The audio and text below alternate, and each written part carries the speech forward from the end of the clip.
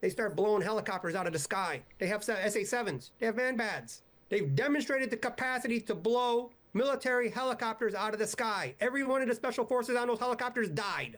I told y'all didn't want to believe me. We got my man Pierre here today. He was over on Borderline, man. This is the most monumental cartel information that we have up to date, man. Let me tell y'all something. I can't tell you where I get all my information from. I just can't do it. I can't burn people that I know that are still in the game.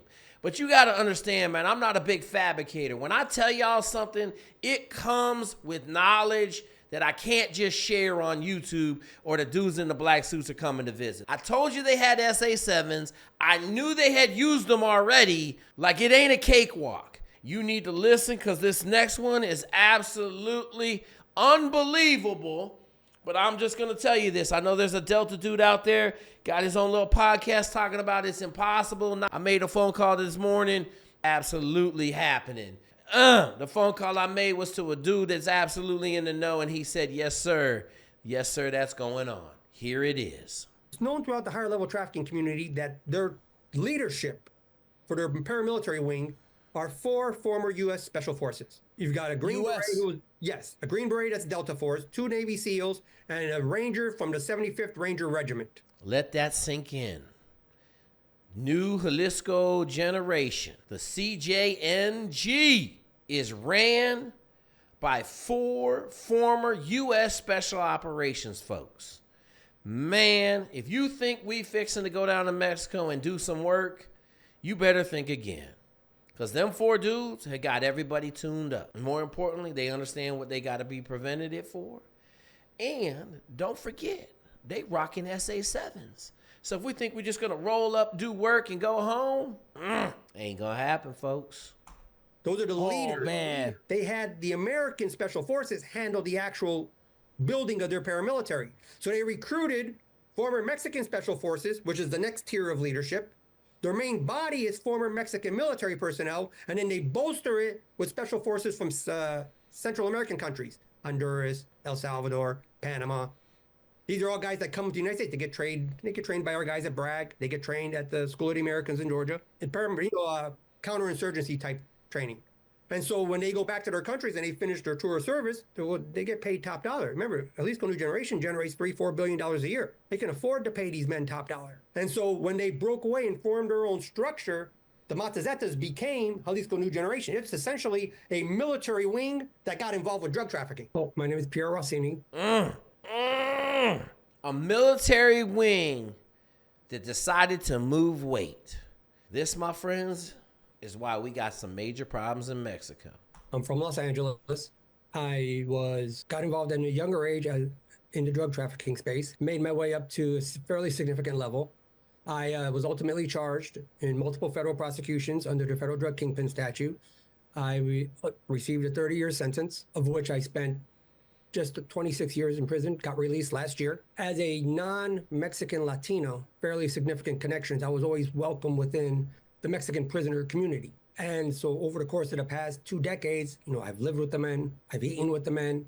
And so I've really gotten to know them on a personal level and how they think, how they approach their problem solving, how they structure their operations. I have a deep understanding into them personally and culturally. And I think that those elements are missing from a lot of the discussions. So what he's saying is a lot of the people think that each one of the cartels is the same. My man Pierre is going to lay it out for us. There are some distinct differences about how each one of them does business. We are talking about multinational organizations that have unlimited financial resources. You better have a real plan. And quite frankly, you see here in the United States, there's just a fundamental misapprehension as to how the cartel organizations are structured and what the very purpose of the cartel is. And quite frankly, their operations are very modest in the United States, contrary to how it's depicted. Quite frankly, there aren't too many operatives in the U.S. See, we've gotten to the point now where being a member of a cartel means you're Mexican. Well, the overwhelming majority of Mexican traffickers in the United States are not associated with any cartel organization. Here in the U.S., we have a very serious problem from the drug trafficking perspective in that you have a large number of foreign nationals operating in the U.S. So he's talking about MS-13, a couple of the Mexican mafia crew. We have a bunch of Mexican and Nicaraguan organized criminals in the United States, but because they're Hispanic, we have grouped them all together as Mexican cartel members. I made this mistake. I'm telling you right now, this guy is dropping truth bombs. He's educating me. I watched the whole video 3 or 4 times. It's just incredible what kind of knowledge this guy is going to give us. When you get done with this, man, you're going to understand what's happening, how it works, and where it's going. Within that foreign national drug trafficking set, there's a subset, which are the Mexican nationals. They are the largest. But within that subset, the number of actual cartel guys is shockingly small. Like, I was at a federal prison in California that had 2,000 men, and that prison is known as having the most cartel guys in any prison in the federal system. And out of 2,000 men, we had 1,100 to 1,200 Mexican or Mexican-American traffickers. And out of those 1,200 guys, maybe 25 to 35 guys were cartel. It's shockingly small. So what prison was that, if you don't mind me asking? I started off at the maximum security levels, and I made my way down to the California prison, was at the medium at Lompoc. Okay. And then when you say, what is it what's the difference or that differentiates the two, just a regular smuggler to a cartel member? Well, first of all, the cartel isn't a monolith. They don't identify themselves that way. So you may have guys that work for Zambada's organization. They don't identify themselves as Sinaloa cartel. They're just working for Zambada. And so you have a collection of organizations came together to form this structure, each of which take different areas of responsibility. Like, I sent your producer a schematic for the Sinaloa cartel. Network is 44 organizations large. Sounds a lot like a terrorist cell. Terrorist cells work independently. They don't know what happens over there. They don't know what happens over here. Keep everything isolated in its own box so that it can't affect the whole organization should it collapse. Sounds very familiar. Who taught them all this stuff? This right here is the counterinsurgency playbook. How do you start an insurgency? This is the playbook that we taught them probably 40 years ago. Those 44 organizations, the overwhelming majority of them are in Mexico. They have nobody in the United States at all. You got maritime operations on the coast in Nayarit, aviation operations in Acapulco. Those guys those have nothing to do with the U.S. Only a handful of the organizations actually have people in the United States. So when you think, for instance, Sinaloa, and I'm from Los Angeles, and Los Angeles has been the home base for Sinaloa now for 35 years. It's their principal base of operations in the United States. Same thing with Jalisco, because Jalisco used to be a part of Sinaloa, so they broke away. They've essentially mirror each other's operations. Like, I'm not really competent to talk about the Gulf side, because I really had no interactions with those individuals. But with respect to Sinaloa and Jalisco, their operations in the United States are primarily logistical. The majority of the transactions are negotiated in Mexico or in Los Angeles. See, what people don't understand is that the market in the United States is dynamic. The price in Chicago for a kilo may be $23,000 a key. Well, in Los Angeles, it's 18. So if you're going to buy 100 kilos, are you going to pay $2.3 million or $1.8 million? Of course, you come to LA.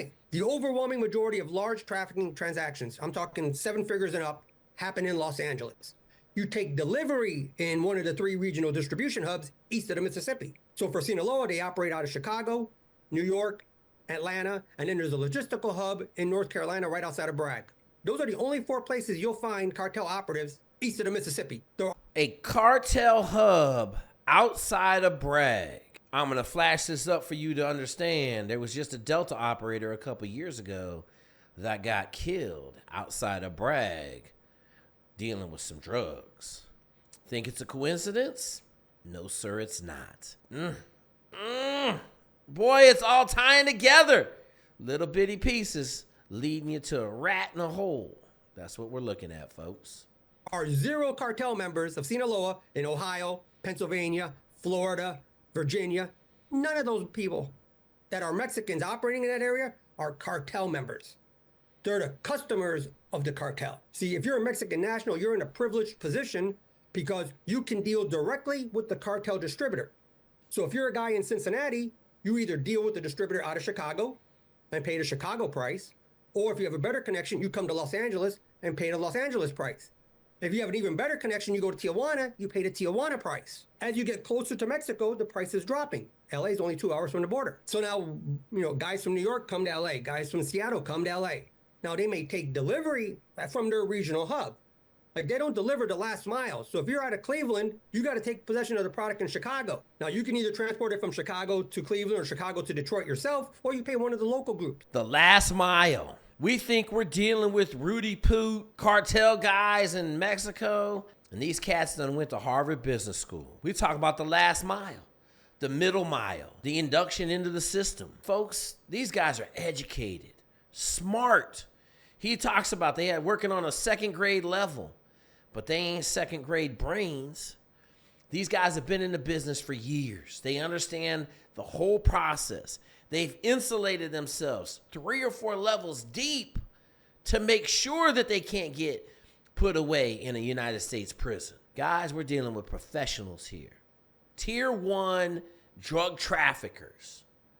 The Dominicans, Puerto Ricans, non-associated Mexicans. None of those people are cartel. None of the wholesale level people, wholesale level customers are cartel. Literally, east of the Mississippi, you might have for the entire Sinaloa cartel cocaine operation, 25 guys, which is a fundamentally different picture than how it's depicted. 25 guys east of the Mississippi in the cartel in the United States. You have the United States government tell it there's thousands of operatives in the United States. I made this mistake.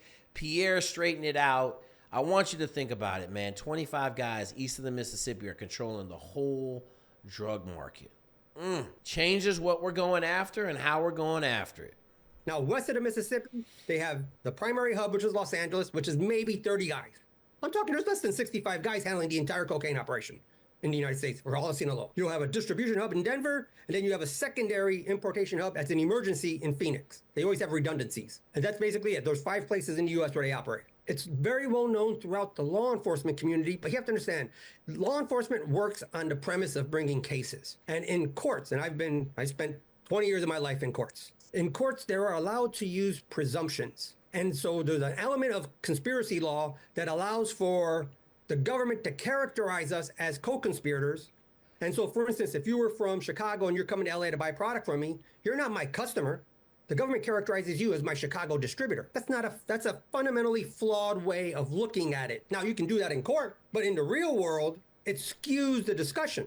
See, part of the problem we have in our country is that we're not defining the adversary correctly. And if you don't define the adversary correctly, whatever solutions you propose are not only going to resolve the issue you're trying to address, you're actually going to exacerbate the very problem, which is essentially what's happened for the last 40 years of our drug war. So my guy says it best. Pierre, thank you for this knowledge. Man, we're going to dissect this whole video, cut it up. There's so much gold in here. Hopefully you guys got a great understanding of how the cartel is operating in the United States and why it's not as simple as just going to Mexico and capturing cartel guys.